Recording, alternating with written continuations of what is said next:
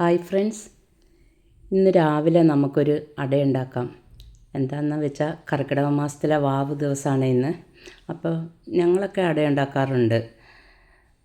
അപ്പോൾ അമ്മയൊക്കെ ഉണ്ടാക്കി തന്ന ആ ഓർമ്മ വെച്ച് നമുക്ക് ഒരു അടയുണ്ടാക്കാം. അട എപ്പോഴും നമ്മൾ ഉണ്ടാക്കുന്നതാലോ, എന്നാലും വാവിൻ്റെ അന്നൊരു പ്രത്യേകതയുണ്ട് അടയ്ക്ക്. അപ്പോൾ വീഡിയോയിലേക്ക് പോകുന്നതിനേക്കാളും മുന്നേ ഞങ്ങളുടെ ചാനൽ ആദ്യമായിട്ട് കാണുന്നവരുണ്ടെങ്കിൽ ഒന്ന് സബ്സ്ക്രൈബ് ചെയ്യാൻ മറക്കരുത്. അതുപോലെ തന്നെ വീഡിയോ ഇഷ്ടപ്പെട്ടെങ്കിൽ ലൈക്കും ചെയ്യുക.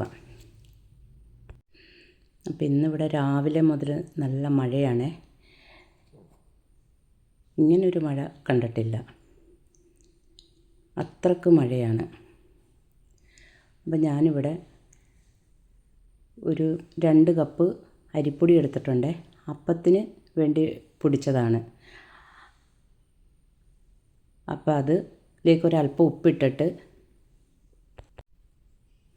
എന്നിട്ട് നല്ല തിളച്ച വെള്ളം വേണേ ഒഴിക്കാനായിട്ട്. അപ്പം ഞാനിവിടെ കുറേശ്ശെയാണ് ഒഴിക്കണേ. എന്നിട്ട് ഒരു കയ്യിലും കൊണ്ട് ഇങ്ങനെ ഇളക്കിയെടുക്കുകയാണ്. നല്ല ചൂടാലോ. അപ്പം ഞാൻ ആ തിളച്ച വെള്ളത്തിലേക്ക് ഒരല്പം ഉപ്പിട്ടിട്ടുണ്ടായിരുന്നു. പൊടിയിലേക്കല്ല ഉപ്പിട്ട് കൊടുത്തത്. എന്നിട്ട് നല്ലതുപോലെ കുഴച്ചെടുക്കണം. കുറേശ്ശെ ഒഴിച്ച് പോരാത്തത് ഒഴിച്ചാൽ മതിയേ. ഞാൻ വീണ്ടും ഒഴിച്ചു കൊടുക്കുന്നുണ്ട്. നല്ലപോലെ ഇളക്കി കൊടുക്കണം. എന്നിട്ട് അതിലേക്ക് ഒരല്പം നെയ്യ്, 1 ടീസ്പൂൺ നെയ്യ് ഇട്ടാൽ മതിയേ. അപ്പോൾ നമ്മുടെ മാവിന് നല്ലൊരു മയം കിട്ടും. എന്നിട്ടൊന്ന് ഇളക്കിയിട്ട് മൂടി വെച്ചിട്ടുണ്ട്. അപ്പം ഞാനിവിടെ 1/2 ഗ്ലാസ് വെള്ളം ഒരു ചീനിച്ചട്ടിയിട്ട് ഒഴിച്ച് കൊടുത്തിട്ടുണ്ട്. നമുക്ക് ശർക്കരയും തേങ്ങയൊക്കെ ഒന്ന് വിളയിച്ചെടുക്കണം. അപ്പോൾ ഇതിലേക്ക് ശർക്കരയുടെ പൊടിയാണ് ഇട്ട് കൊടുക്കുന്നത്. അപ്പോൾ ഇത് നമുക്ക് അഴുക്കൊന്നുമില്ല, അരിച്ചൊന്നും എടുക്കണ്ട. ഞാനപ്പോൾ 1/2 ഗ്ലാസ് വെള്ളത്തിലേക്കാണ് ഇട്ട് കൊടുത്തത്. എന്നിട്ട് നല്ലതുപോലെ ഒന്ന് അലർന്ന് കിട്ടട്ടെ. ഇനി ഞാൻ ഒരു തേങ്ങ ചിരകി വെച്ചിട്ടുണ്ട്. ആ ഒരു തേങ്ങ ചിരകിയതും കൂടെ നമുക്കിതിലേക്ക് ഇട്ട് കൊടുക്കണേ. ഞാനിപ്പോൾ ഇവിടെ മധുരം കുറച്ചേ ഇട്ടിട്ടുള്ളൂ, ശർക്കര. വേണമെങ്കിൽ കുറച്ച് ശർക്കരയും കൂടി ഇടാം. അപ്പോൾ ഞാൻ കുറച്ച് മധുരം ഇട്ടിട്ടുള്ളൂ. ഇപ്പം നല്ലതുപോലെ ഒന്ന് തിളക്കട്ടെ.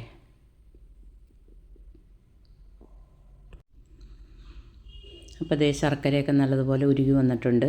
നമുക്ക് തേങ്ങ ഇട്ട് കൊടുക്കാം. ഒരു തേങ്ങ ചിരകി വെച്ചിരുന്നത്. അപ്പോൾ ഇത് ഇത്ര അധികമുണ്ട്. ഞാനപ്പോൾ ഒരു തേങ്ങയുടെ മാത്രമാണ് പീരിട്ട് കൊടുക്കുന്നുള്ളൂ. എന്നിട്ട് നല്ലപോലെ ഇളക്കി കൊടുക്കണേ. തീ കുറച്ച് വെച്ചിട്ട് വേണം. ഇങ്ങനത്തെ ചട്ടി ആയതുകൊണ്ട് പെട്ടെന്ന് അങ്ങോട്ട് കരിഞ്ഞു പോകും. ശർക്കര അങ്ങോട്ട് ഉരുകിയിട്ടുണ്ടെങ്കിൽ ഒരു കയ്പ്പ് രസം ഉണ്ടാകും. നമ്മൾ ചുവട് കട്ടിയുള്ള ചീനിച്ചട്ടിയാണെങ്കിൽ കുഴപ്പമില്ല. ഇതിനധികം കട്ടിയൊന്നുമില്ലല്ലോ, സ്റ്റീലിൻ്റെയാണ്. ഇതിലേക്കും ഒരല്പം നെയ്യും കൂടെ ഒഴിച്ചു കൊടുക്കാം, 1 ടീസ്പൂൺ നെയ്യും കൂടെ. അപ്പോൾ ആ തേങ്ങയ്ക്കും ശർക്കരയ്ക്കൊക്കെ നല്ലൊരു രുചിയായിരിക്കും. എന്നിട്ട് നല്ലപോലെ ഇളക്കി കൊടുക്കണം. ആ വെള്ളമയമൊക്കെ ഒന്ന് പറ്റിക്കിട്ടട്ടെ.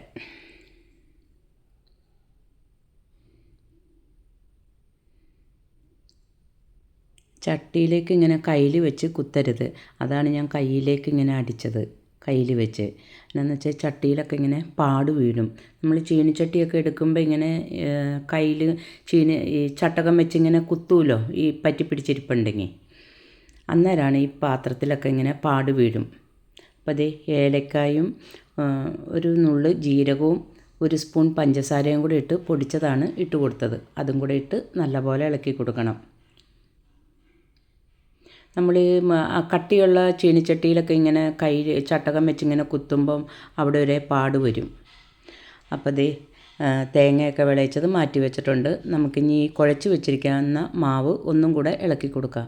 കൈ കൊണ്ടാണ് ഇളക്കേണ്ടത്, പക്ഷേ ഭയങ്കര ചൂടാണേ, തൊടാൻ പറ്റുന്നില്ല. ഞാനതുകൊണ്ട് കയ്യിലിന് വെച്ച് തന്നെ ഒന്നും കൂടെ ഒന്ന് ഇളക്കി കൊടുത്തേ. ഈ കയ്യിൽ വളഞ്ഞു പോയി. അപ്പോൾ നമ്മുടെ മാവൊക്കെ റെഡി ആയിട്ടുണ്ട്. ഇനി നമുക്ക് ഇലയിൽ ഇത് പരത്തിയെടുക്കണം. കനം കുറച്ച് വേണം പരത്തിയെടുക്കാൻ. അപ്പോൾ ഒരു പാത്രത്തിൽ എപ്പോഴും അടുത്തിത്തിരി വെള്ളം എടുത്ത് വെച്ചിരിക്കണം. അപ്പോൾ കൈ ഒന്ന് മുക്കിയിട്ട് വേണേ ഇങ്ങനെ പരത്തി കൊടുക്കാനായിട്ട്. അപ്പോൾ ഒട്ടിപ്പിടിക്കുകയൊന്നുമില്ല. ഇടയ്ക്കിടയ്ക്കൊന്ന് കൈ മുക്കി കൊടുക്കണം. നല്ല ചൂടുമാണ്. ഇത് നല്ല കനം കുറച്ച് പരത്തിയെടുത്തിട്ടുണ്ട്. ഇനി നമുക്കിതിലേക്ക് നമ്മുടെ തേങ്ങയും ശർക്കരയും വിളയിച്ച് വെച്ചിരിക്കുന്നത് ഇട്ട് കൊടുക്കാം.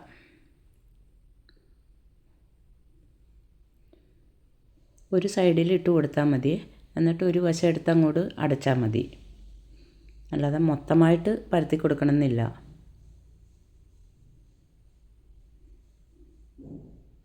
ഇതേ ഒരു വശം എടുത്തങ്ങോട്ട് മടക്കി വെച്ച് അമർത്തി കൊടുക്കണം.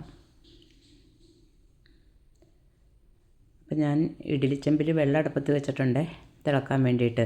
അതിലേക്ക് വെച്ച് കൊടുക്കാം. ഇനി അടുത്തത് നമുക്ക് ഇതേപോലെ തന്നെ പരത്തിയെടുക്കാം.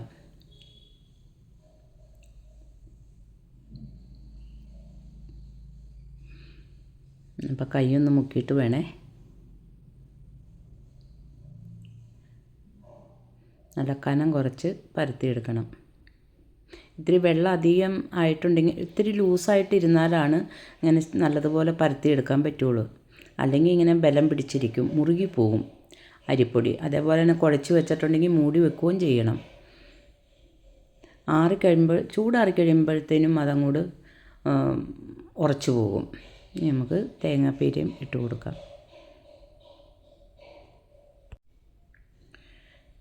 ഇനി ഒരു വശം എടുത്തങ്ങോട്ട് അടച്ചിട്ട് അമർത്തി കൊടുക്കാം.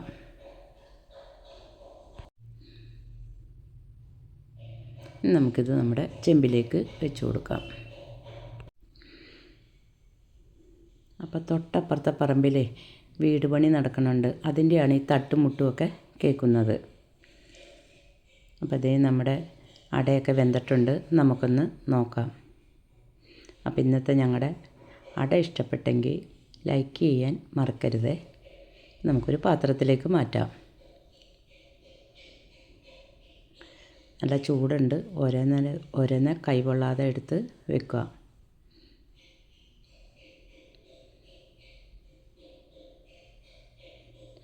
അപ്പം ഞങ്ങളുടെ അമ്മയൊക്കെ ഇതിങ്ങനെ ഉണ്ടാക്കി തന്നതുകൊണ്ട് എനിക്ക് എൻ്റെ മക്കൾക്കും ഇങ്ങനെയൊക്കെ ഉണ്ടാക്കി കൊടുക്കാൻ പറ്റിയേ. ഇനിയിപ്പോൾ അവരുടെ ഇതൊക്കെ ആകുമ്പോൾ എങ്ങനെയാണെന്ന് അറിയാൻ പാടില്ലല്ലോ. അപ്പോൾ ദേ അടയൊക്കെ റെഡി ആയിട്ടുണ്ട്. അപ്പോൾ എല്ലാവർക്കും താങ്ക് യു.